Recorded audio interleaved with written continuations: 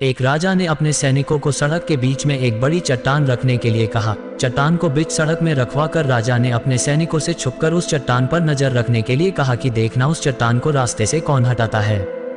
लोग उस जगह पर आते रहे और जाते रहे, लेकिन किसी ने भी उस चट्टान को रास्ते से हटाने की कोशिश नहीं की। उस चट्टान के पास से लोगों के गुजरने वालों में राजा के कुछ करीबी लोग और शहर के बड़े व्यापारी भी शामिल थे, और उनमें से कुछ लोग तो राजा को ही कोसने लगते कि क्या राजा इस चट्टान को भी रास्ते से नहीं हटवा सकता। लेकिन किसी ने भी उस चट्टान को रास्ते से हटाने का प्रयास नहीं किया। ऐसा काफी दिनों तक चलता रहा। एक दिन एक किसान अपनी सब्जियों के साथ उधर से गुजर रहा था। उसने चट्टान को रास्ते में पड़े देखा और सोचा कि सबको इस चट्टान की वजह से कितनी तकलीफ हो रही है। उसने अपनी मजबूत लाठी से उस चट्टान को एक तरफ धकेलने की कोशिश शुरू कर दी। काफी कोशिश के बाद वह उसे सड़क से हटाने में कामयाब हो गया।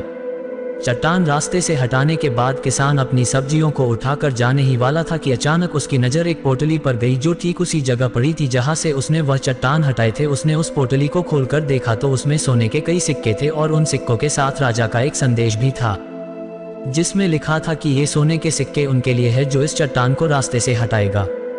दोस्तों, बिल्कुल ठीक इसी तरह हम सब के लाइफ में भी कई परेशानियां आती है। कुछ लोग उन परेशानियों से बचकर निकल जाते हैं और कुछ रास्ता बदल देते हैं, और चंद लोग ठान लेते हैं उन परेशानियों का हल निकाल लेने की, और ऐसे ही लोग मुश्किलों में संभावनाएं और संभावनाओं में छिपे अवसर खोज लेते हैं। मजबूत इरादे और नेक दिल के साथ किए गए कोशिशों के परिणाम हमेशा ही अच्छे आते हैं। इसीलिए जीवन के परेशानियों से घबराओ मत, बल्कि उन परेशानियों को हल करने की कोशिश करते हुए जीवन सफर में आगे बढ़ते रहो।